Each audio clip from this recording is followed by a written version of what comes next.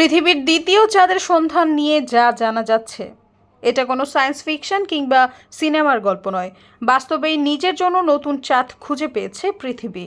মহাকাশ পর্যবেক্ষকদের দাবি, চাঁদের পাশাপাশি আরেকটি ছোট চাঁদ পৃথিবীর কাছাকাছি ঘুরতে দেখা গেছে। তাদের এমন দাবি জ্যোতির্বিজ্ঞানী সহ সবার মনোযোগ আকৃষ্ট করেছে। টাইমস অফ ইন্ডিয়ার প্রতিবেদন অনুযায়ী জ্যোতির্বিজ্ঞানীরা পৃথিবীর কাছাকাছি একটি ছোট্ট গ্রহাণু 2025 PN7 শনাক্ত করেছেন। এটি এখন পৃথিবীর একটি কোয়াসি স্যাটেলাইট বা আধা উপগ্রহ হিসেবে চিহ্নিত হয়েছে, যা একটি বিরল ধরনের বস্তু। 2025 PN7 খুবই ছোট। গবেষকদের অনুমান অনুযায়ী এর আকার প্রায় 18 থেকে 36 মিটার, যা একটি সাধারণ ভবনের উচ্চতার সমান।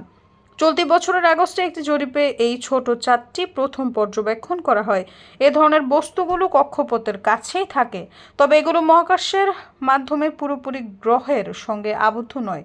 এর মানে দাঁড়ায়, অন্তত 21 শতকের মাঝামাঝি পর্যন্ত আমাদের গ্রহের জন্য আসলে একটি দ্বিতীয় চাঁদ রয়েছে।